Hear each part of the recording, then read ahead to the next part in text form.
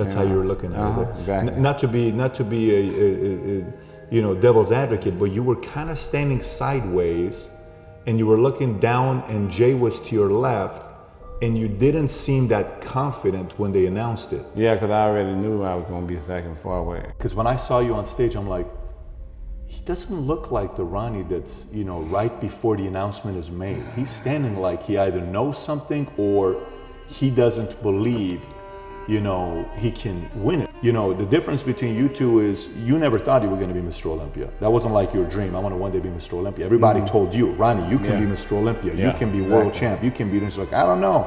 Maybe you really believe that? Okay, maybe I can, right? And then on the other side, Jay's like, since he was a kid, people say, you're going to be Mr. Olympia one day. So he was determined to never give up.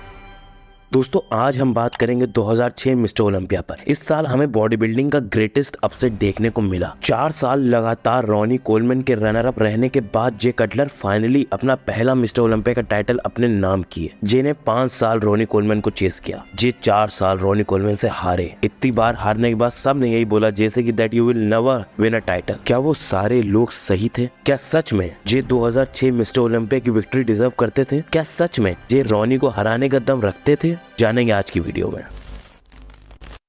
दोस्तों इससे पहले कि हम लोग video शुरू करें, मेरी आप लोग से एक बहुत ही बड़ी रिक्वेस्ट है, प्लीज इस वीडियो को आप लोग 500 लाइक तक पहुंचा दीजिए। और अगर आप लोग को वीडियो अच्छी लगी हो तो डेफिनेटली इस वीडियो पे कमेंट भी कर दीजिए। आप लोग के लिए इतनी बड़ी बात नहीं होगी, लेकिन मेरे लिए बहुत बड़ी बात है। चलिए हम लोग शुरू करते हैं। जे की जर्नी की शुरुआत हुई थी 1999 में। उस ओलंपिया में 15वीं प्लेस आई थी जे की। अच्छा, उस टाइम इतना सिंपल नहीं था मिस्टर ओलंपिया के लिए क्वालिफाई कर पाना। उस साल जब पहली बार जे क्वालिफाई किए थे मिस्टर ओलंपिया के लिए, वो काफी खुश हुए थे। लेकिन पहली बार में इतनी खराब प्लेसिंग आने के बाद उनके दिमाग में चलने लगा कि क्या मैं किसी काबिल भी हूँ? क्या मुझे बॉडी बिल्डिंग खेलनी भी चाहिए? अपनी सेकेंड लास्ट प्लेसिंग देखने के बाद जे अंदर से टूट चुके थे, लेकिन हार न मानते हुए वो वापस से उतरे अगले साल स्टेज पे और प्लेस किए 8 पोजीशन पर। एक साल में जे ने आधा सफर तय कर लिया था। 15वीं प्लेस से 8 प्लेस पर वो आ गए थे, लेकिन अभी भी जे खुश नहीं थे। इस साल जे किसी भी और शो में ना खेलने का डिसाइड करते हैं। अपना पूरा फोकस, अपना पूरा ध्यान वो लगा देते हैं ओलंपिया के टाइटल की तरफ। अब वो वापस से आते हैं अभी तक की अपनी सबसे लाजवाब फिजिक के साथ, और 2001 के मिस्टर ओलंपिया में वो प्लेस करते हैं अपने करियर में पहली बार सेकंड प्लेस पर। पहली बार रॉनी कोलमैन के रनर अप बनते हैं जे कटलर, और यहाँ पे जे को पहली बार लगता है कि वो भी बन सकते हैं मिस्टर ओलंपिया, वो भी बन सकते हैं best body builder in the world. और यहाँ से शुरू होता है जे का कभी ना हार मानने वाला एटीट्यूड। यहाँ से शुरू होती है वो 4 साल लंबी बाघ और चीते की दौड़। लेकिन यहाँ पे जे का खुद पे आत्मविश्वास सिर्फ सेकंड प्लेस करने की वजह से नहीं आया है। 2001 मिस्टर ओलंपिया काफी कंट्रोवर्शियल ओलंपिया था। काफी लोग मानते थे कि उस साल का टाइटल जे का होना चाहिए था, क्योंकि रॉनी उस साल अपनी काफी अंडरवेलमिंग फिजिक लेके आए थे। इस शो के रॉनी हमें यूजुअल रॉनी से काफी अलग नजर आए। अक्सर रॉनी वो क्रिस्पीनेस, वो टाइटनेस लेके आते थे, लेकिन इस शो में वो बहुत ज्यादा मिसिंग लगी। लेकिन यहाँ पे 2 सबसे बड़े रीजन माने जाते हैं जिसकी वजह से जे को नीचे रख दिया गया रॉनी से। पहला, जे एक रिलेटिवली नए एथलीट थे और शुरू से ही ओलंपिया में काफी ज्यादा पॉलिटिक्स खेली जाती थी। ऐसे में ओलंपिया प्रमोटर्स कंफर्टेबल नहीं थे स्पोर्ट्स को एक नया चेहरा देने में। दूसरा, जो कि इतना वैलिड नहीं है लेकिन फिर भी काफी सेंसलेस है, 2001 ओलंपिया में ड्रग टेस्ट में पकड़े गए थे जे कटलर आईएफबीबी ऑफिशियल्स के द्वारा। और हाँ, आपने सही सुना, बॉडी बिल्डिंग शो में ड्रग टेस्ट हुआ था 1 साल, लेकिन जे ने इस चीज के चलते आईएफबीबी में डायरेक्ट केस ठोक दिया था, जिससे उनकी सेकंड प्लेस फिनिश उनसे छीनी नहीं गई। अब वापस चले तो ये शो से ही इन दोनों एथलीट्स की राइवलरी शुरू हुई थी। 2002 ऑफ लेने के बाद जे उतरे 2003 की ओलंपिया स्टेज पर, जहां अभी तक की सबसे ज्यादा इम्प्रूव फिजिक देखने को मिली उनकी। लेकिन इस साल जैसा कि हम सब लोग को मालूम है, रॉनी इंसानियत को बहुत पीछे छोड़ आए थे। ऐसी साइज के साथ ऐसी डिटेल्स आज तक स्टेज पे किसी ने नहीं दिखाई थी। लेकिन रॉनी के ऐसे दिखने के पीछे का राज क्या था, इसको जानने के लिए हमें 1 साल पीछे आना पड़ेगा। 2002 मिस्टर ओलंपिया, इस शो में हमें रॉनी की एक बहुत ही बड़ी गट देखने को मिली थी। यहाँ रॉनी अभी तक के हेवीएस्ट तो आए थे, लेकिन उसी के साथ साथ बहुत ज्यादा सॉफ्ट भी थे। और इस शो में एक नया चेहरा उभर के आया था गंतर श्लियाकैम का, जिन्होंने 5th प्लेस किया था। लेकिन काफी लोगों का मानना था कि उनको ये शो जीत जाना चाहिए था। काफी बॉडी बिल्डिंग आउटलेट्स ने ये कहा था कि Ronnie Coleman wins but Gunter is a star, जिसकी वजह से रॉनी कोलमैन के अंदर एक आग सी पैदा हो गई थी, जिसका रिजल्ट तो हम लोग को मालूम ही है। 2003 का मिस्टर ओलंपिया, रॉनी की सबसे डेडली फिजिक। इस साल जे को खुद पर पूरा भरोसा था कि वो जीत जाएंगे, लेकिन उनकी उम्मीदों को कुचल के रख दिया था किंग कोलमैन ने। और इस साल की हार को काफी ज्यादा ग्रेसफुली लिया जे कटलर ने, जहां जे ने खुद बोला कि it was the best Ronnie we have ever seen. J को बार बार हार का सामना करना पड़ रहा, लेकिन उनकी अंडरडॉग मेंटालिटी उनको हार मानने नहीं दे रही थी। अब आया 2004, जे फिर से जीतने की उम्मीद में उतरे थे, लेकिन उनको मिली तो सिर्फ हार। लेकिन इस साल जे ने स्टेज पे चढ़ने से पहले एक इंटरव्यू में बहुत ही कमाल की बात बोली, जिसमें उन्होंने क्लियरली फ्यूचर को प्रेडिक्ट कर दिया था। और यहाँ उनकी कभी ना हार मानने वाली मेंटालिटी ऑडियंस और फैंस के सामने और ज्यादा सॉलिडिफाई हो गई थी। ये था वो interview. You know, I have great respect for Ronnie, but you know, people say this guy is unbeatable, and you know, I don't agree with that.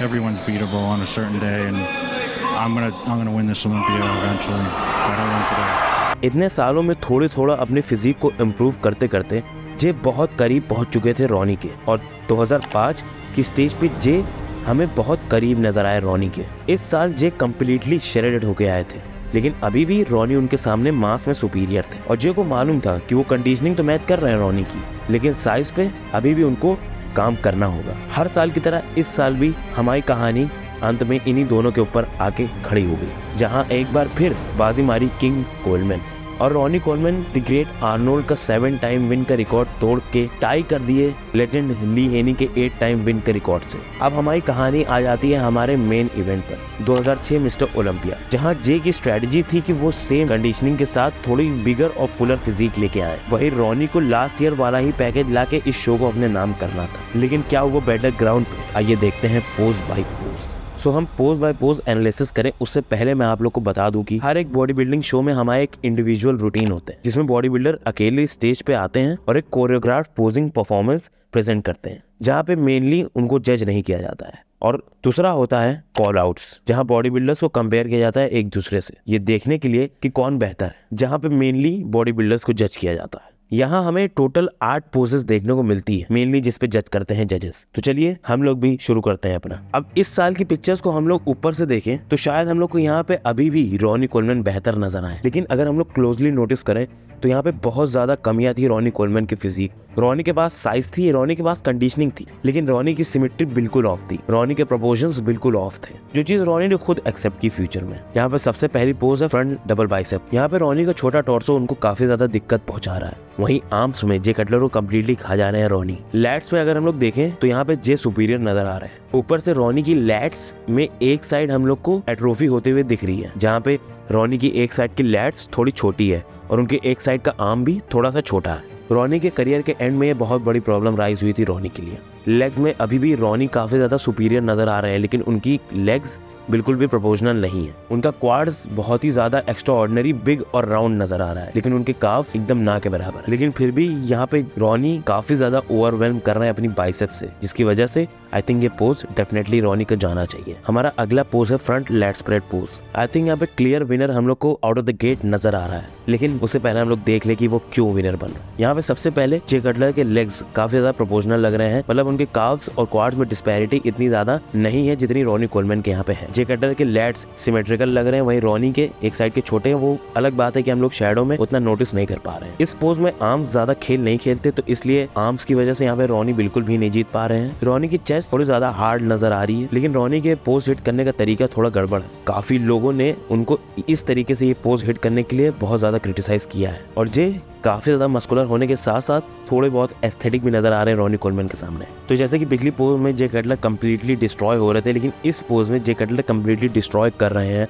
Ronnie Coleman को, तो ये पोज मिलती है जे कटलर को। हमारी नेक्स्ट पोज है side chest pose. अब यहाँ पे मेन बात आ जाती है मस्कुलैरिटी पे, कंडीशनिंग पे, जिन दोनों डिपार्टमेंट में रॉनी कोलमैन सुपीरियर है। साइड से रॉनी का आर्म भी काफी ज्यादा थिक नजर आ रहा है, जो कि जे कटलर को कंप्लीटली ओवरशैडो कर रहा है। लोअर बॉडी में भी यहाँ रॉनी कोलमैन काफी ज्यादा बेहतर नजर आ रहे हैं। तो ओवरऑल ये pose in my opinion completely Ronnie Coleman की तरफ जाता है। हमारा अगला पोज है side tricep pose. In my opinion यहाँ पे दोनों बॉडी बिल्डर्स इंप्रेस नहीं कर रहे हैं। दोनों बॉडी बिल्डर्स के फिजिक में काफी ज्यादा फ्लॉज हम लोग नोटिस कर सकते हैं। सबसे पहले बात करेंगे यहाँ पे रॉनी कोलमैन की। रॉनी कोलमैन का चेस्ट काफी ज्यादा कमाल का नजर आ रहा है, लेकिन वही उनका मिड सेक्शन उनकी फिजिक को बिल्कुल रुइन कर दे रहा है। रॉनी की लोअर बॉडी काफी ज्यादा मैसिव तो नजर आ रही है, लेकिन वहीं उनका फ्लो को एक तरीके से कंप्लीटली डिस्ट्रॉय किए दे रही है।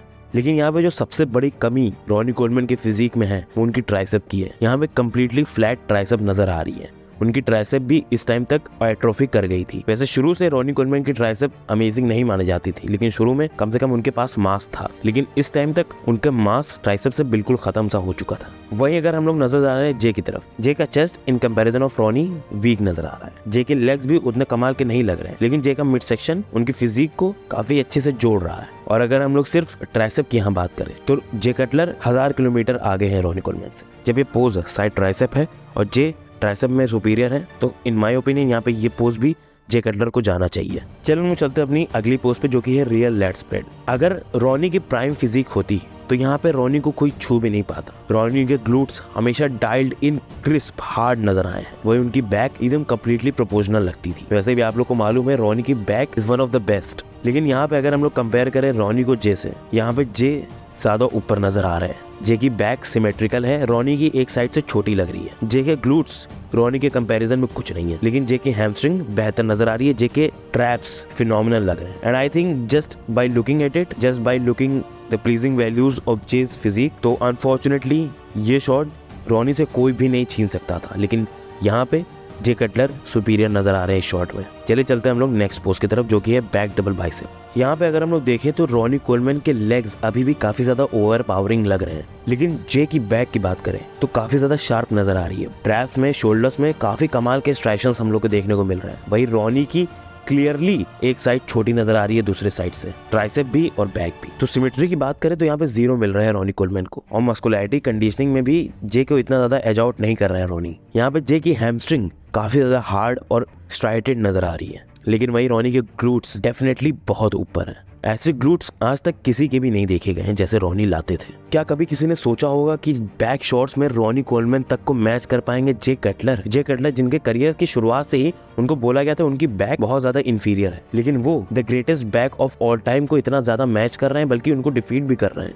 यहाँ तक कि 2001 की भी अगर हम लोग बात करें, वहाँ पे काफी लोगों ने ये बोला था कि जे कटलर को जीत जाना चाहिए था वो शो, लेकिन डेफिनेटली जे कटलर वहाँ पे 1% भी मैच नहीं कर पा रहे थे रॉनी को बैक में। लेकिन यहाँ किस्सा बहुत अलग नजर आ रहा है। यहाँ पे ओवरवेलमिंग लैट की साइज और ट्रैप्स की चलते जे कटलर को ये पोज डेफिनेटली मिलता है। हम लोग चलते हैं अपनी नेक्स्ट पोज की तरफ, जो कि है एब्स एंड थाई पोज। अब यहाँ पे मैं सच बताऊं तो दोनों बॉडी बिल्डर्स इंप्रेस नहीं कर रहे हैं। जे कटलर के करियर की शुरुआत में काफी अमेजिंग पोज हुआ करता था उनका, लेकिन जैसे जैसे टाइम आगे बढ़ता गया उनकी वेस्ट ऑलरेडी जो कि जेनेटिकली वाइड थी वो और ज्यादा वाइड होती हुई नजर आई, और इस शॉट में जिस तरीके से जे हिट कर रहे हैं उस वजह से उनकी वेस्ट और ज्यादा वाइड नजर आ रही है। लेकिन फिर भी अगर हम लोग हल्की सी नजर घुमाएं और रॉनी कोलमैन की तरफ देखें तो रॉनी कोलमैन और ज्यादा, मैं ऐसा बोलना तो नहीं चाहूंगा, लेकिन भद्दे लग रहे हैं इस पोज। हमेशा से रॉनी कोलमैन की ये वर्स्ट पोज रही है, लेकिन इस साल तो काफी ज्यादा गंदे लग रहे थे इस पोज। बॉडी में ना प्रोपोर्शंस थे, ना सिमेट्री थी, और एस्थेटिक्स तो बिल्कुल भी नहीं थे। जहाँ फिर भी रॉनी की लेग की साइज हम लोग डिनाई नहीं कर सकते, बहुत ही huge massive chunks of mass नजर आ रहा है उनके लेग्स में, जबकि हम लोग को मालूम है आगे चल के जे कटलर के one of the greatest legs हुए हैं, लेकिन इस टाइम तक definitely Ronnie Coleman miles ahead थे। ये पोज वैसे काफी ज्यादा सब्जेक्टिव है, क्योंकि दोनों बॉडी बिल्डर्स यहाँ अमेजिंग नहीं लग रहे हैं। अगर आप बहुत ज्यादा प्रेफरेंस देते हैं कंडीशनिंग को तो मेरे हिसाब से आप लोग यहाँ पे रॉनी कोलमैन को चुनेंगे, लेकिन जे भी कंडीशनिंग में उतना पीछे नहीं है। जे के लेग्स में स्ट्राइशंस दिख रहे हैं हम लोग को। जे का मिड सेक्शन काफी ज्यादा टाइट है, एस्थेटिकली तो काफी अहेड है रॉनी से, लेकिन वो बहुत ही हल्का जो एस्थेटिक में स्लाइट एज पा रहे हैं जे, उसकी वजह से आई थिंक ये पोज जे को मिलती है। और क्योंकि देखिए ये पोज जज की जाती है एस्थेटिक्स पे, यहाँ पे एस्थेटिक बहुत बड़ा रोल प्ले करता है इस पोज के लिए, इसीलिए अभी के टाइम में best abs and thigh pose यहाँ पे एंड्रू जैक का माना जाता है बिकॉज ऑफ हिज एस्थेटिक्स, क्योंकि मस्कुलैरिटी में वो इतना आगे नहीं है, ना ही वो कंडीशनिंग इतनी सुपीरियर अभी तक लाए हैं। खैर चलिए हम लोग चलते हैं अपनी आखिरी पोज की तरफ, जो कि है मोस्ट मस्कुलर। अब यहाँ पे आई थिंक रॉनी कोलमैन को बहुत ही कम ऐसे बॉडी बिल्डर्स होंगे जो इस शॉट में हरा पाए। रॉनी के आर्म्स जिस तरीके से नजर आते थे इस पोज में, देखिए ज्यादातर पोजेस को जज करने के एक सर्टेन क्राइटेरियाज होते हैं, एंड यहाँ पे जो बिगेस्ट क्राइटेरिया होता है वो होता है मस्कुलैरिटी का। इस शॉट का नाम ही है मोस्ट मस्कुलर, तो यहाँ पे देखते हैं कौन सबसे ज्यादा मस्कुलर है, और अक्सर रॉनी कोलमैन से ज्यादा मस्कुलर तो कोई नहीं दिखता है हमें। तो ये पोज तो बहुत ही ओवरवेलमिंग तरीके से रॉनी कोलमैन की होती है, और यही खत्म होता है हम लोग का pose by pose analysis. And इस पोज बाय पोज एनालिसिस में क्लियर विनर हम लोग को उभर के नजर आया जे कटलर, जिसका मतलब ये है कि जे कटलर ये जीत डेफिनेटली डिजर्व जरूर करते थे।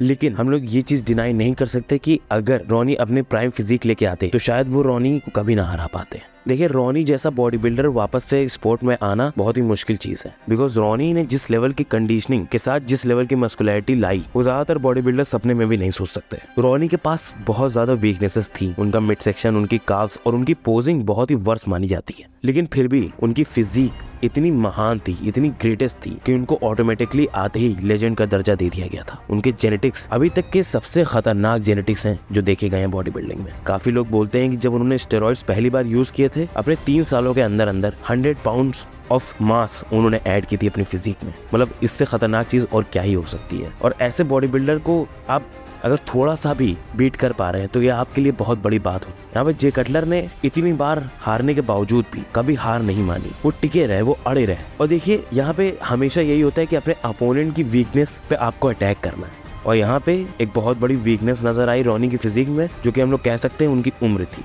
क्योंकि जैसे जैसे आपकी एज होती जाती है आपकी बॉडी डिटीरेट होने लगती है। देखिए और किसी खेल में भले ही एज उतनी मैटर ना करे, लेकिन बॉडी बिल्डिंग में एज बहुत ज्यादा मैटर करती है, और एज यहाँ पे बहुत खिलाफ थी रॉनी कोलमैन के, जिसके चलते काफी ज्यादा मुश्किलों के बाद, काफी ज्यादा स्ट्रगल्स के बाद, कभी ना हार मानने के बाद जे कटलर ने फाइनली 2006 का मिस्टर ओलंपिया टाइटल अपने नाम किया और बन गए one of the greats in the game of body building. और इसी नोट पे आज की वीडियो को खत्म करते हैं। दोस्तों ये वीडियो और पहले आने वाली थी, लेकिन एक बहुत बड़ी गड़बड़ हो गई थी। पूरी वीडियो बन के तैयार थी, लेकिन अनफॉर्चुनेटली गलती से उसकी फाइल ही उड़ गई थी। ये पूरी वापस से रिकॉर्ड की गई है, ये पूरी वापस से री-एडिट की गई है, लेकिन मैं इस बार अपने सर्कमस्टेंसेस का विक्टिम नहीं बन सकता और जे कटलर ही की तरह मेंटेलिटी रखते हुए मैं हार नहीं मान सकता। और प्लीज आप लोग अगर ये वीडियो अच्छी लगी हो तो शेयर जरूर करिएगा, जिससे और लोग भी इस स्टोरी को जाने और उनके अंदर भी कभी ना हार मानने वाली मेंटेलिटी पैदा हो। खैर अगर आप लोग को वीडियो पसंद आई हो तो लाइक कर दीजिए, चैनल सब्सक्राइब कर दीजिए, बेल आइकन दबा दीजिए। चलिए आज की वीडियो को यहीं खत्म करते हैं, मिलेंगे आपसे अगली वीडियो में, तब तक के लिए बाय।